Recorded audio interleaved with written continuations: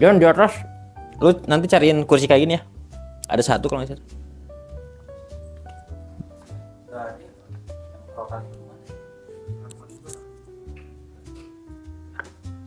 Udah ya.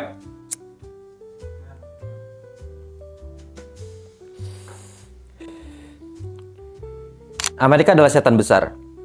Ketika ia memujimu, maka ada yang salah dengan dirimu.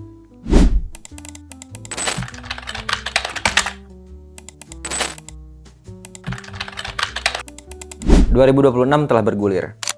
Setiap ganti tahun, maka adalah sebuah kebiasaan orang-orang untuk membuat resolusi baru, dan resolusi baru. Membuat target-target baru dan aktivitas-aktivitas yang akan dilakukan di tahun ini. Dan kau tahu apa yang dikatakan Trump ketika ditanyakan, apa resolusimu di tahun 2026 ini? Maka Trump menjawab, peace on earth.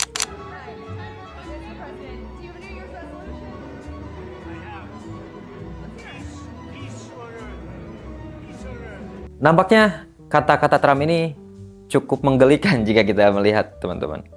Kenapa? Beberapa hari pasca Trump mengatakan itu, tiba-tiba peristiwa Venezuela terjadi. Presidennya diculik. Lalu pertanyaannya, itukah yang disebut dengan peace on earth? Lantas tiba-tiba kemudian Trump membuat sebuah circle baru bernama Board of Peace yang merupakan kepanjangan tangan dari PBB dan juga diduga ada kaitannya dengan Abraham Accord-nya menuju New Middle East. Tentu saja di sini adalah terkait dengan kaitannya antara Amerika dan juga putranya, yaitu Israel. Circle ini disebut dengan Board of Peace atau Dewan Perdamaian yang menginisiasikan koalisi dari beberapa negara untuk menjamin keamanan daripada bumi Syam. Dalam tanda kutip di sini adalah Israel dan juga Palestina. Dan yang membuat kita terperangah, membuat kita semua tidak habis pikir, ternyata salah satu negara yang kemudian terafiliasi dan bergabung dalam koalisi ini adalah Indonesia. Tentu kita tidak akan pernah lupa dalam lintasan sejarah menceritakan bagaimana kemudian kemerdekaan negeri ini, negara-negara awal yang mengakui secara de facto, itu salah satunya adalah Palestina. Bahkan kemudian komitmen itu negeri ini catatkan dalam undang-undang dasarnya, di pembukaan undang-undang dasar yang berbunyi penjajahan di atas dunia harus dihapuskan karena tidak sesuai dengan peri kemanusiaan dan peri keadilan.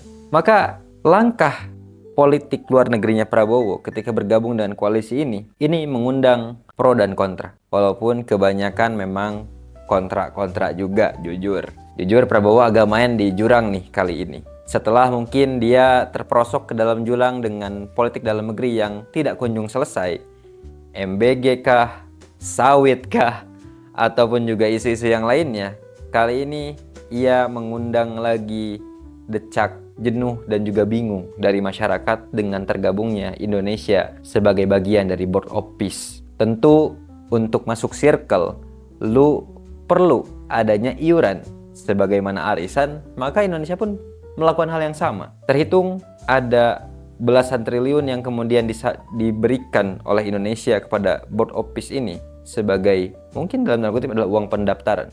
Dan bayangkan teman-teman, dari mana uang triliunan rupiah itu? Tentu saja berdasarkan postur daripada anggaran negara, bahwa pemasukan negara yang paling besar adalah dari pajak yang berasal dari rakyatnya. Sehingga dengan demikian, Prabowo bergabung dalam Board of Peace dan kemudian menjamin keamanan Israel serta kedamaian Palestina. Itu semua menggunakan uang-uang rakyat dari pajak-pajak yang diambil oleh negara. Maka ini pertanyaan yang sangat membingungkan. Lantas seperti apa kita harus bersikap melihat tingkah aneh sang Hokage dari negeri sawit ini? Seharusnya kemudian Board of Peace ini menjadi sebuah renungan. Bagaimana kemudian Amerika dengan hegemoninya itu tidak pernah punya sikap netral dalam berbagai hal. Sebagaimana kalimatnya Khomeini bahwa Amerika adalah Syaitan Akbar. Jika Amerika memujimu atau mengajakmu untuk bergabung dengan koalisinya, maka memang ada yang salah dengan dirimu. Dan disinilah kemudian vitalnya peran Prabowo sebagai negeri mayoritas umat Islam yang kemudian mewakili interpretasi umat Islam sebagai bagian tak terpisahkan dari Board of Peace. Sampai-sampai yang mengundang kebingungan lagi adalah bagaimana kalimatnya Prabowo Subianto tentang kedamaian Palestina hanya akan terjadi hanya dengan adanya keamanan daripada Israel. Sejak kapan negeri ini memiliki komitmen besar untuk adanya penjajahan? Secara konstitusi ini jelas kontradiksi, tetapi secara ekonomi mungkin ini berkata lain. Dari sinilah kita melihat ada motif ekonomi dan politik yang kemudian mempengaruhi Indonesia untuk tergabung dengan Board of Peace. Salah satunya adalah kerjasama investasi Amerika untuk masuk ke dalam Indonesia. Begitupun tarif Amerika, begitupun ekonomi dan juga kebijakan politik yang lainnya yang kemudian Indonesia disetir oleh Amerika.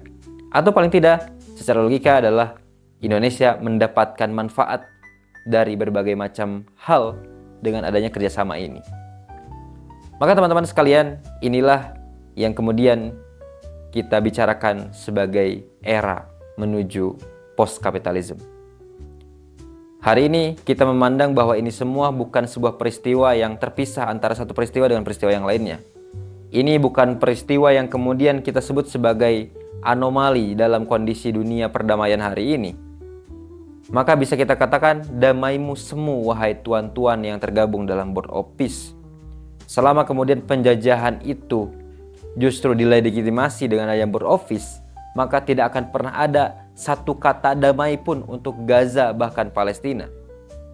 Justru disinilah kemudian kepanjangan daripada hegemoninya Amerika untuk menguasai dunia, terkhusus dalam hal ini adalah kepanjangan dari Abraham Accord untuk membangun New Middle East. Dan salah satu benteng terakhir untuk membuat New Middle East, meruntuhkan persatuan negeri-negeri Arab adalah satu, menaklukkan Gaza di bawah kekuasaan Israel.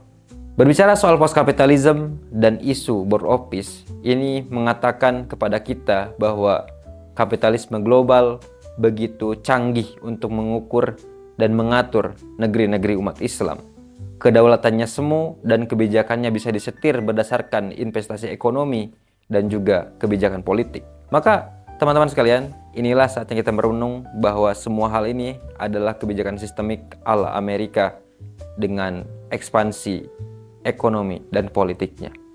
Mungkin inilah yang disebut oleh Trump sebagai resolusinya di tahun 2026 ini.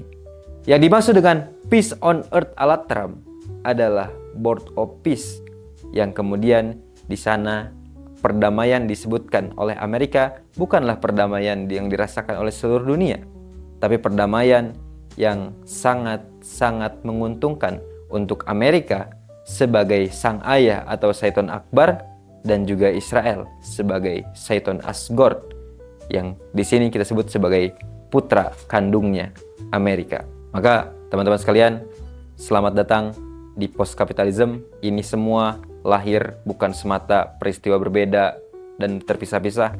Ini semua adalah peristiwa dari dampak buruknya kapitalisme global yang kian hari kian merenggut perdamaian dunia, kian hari kian merenggut nyawa-nyawa manusia, dan kian hari terus-menerus melakukan genosida.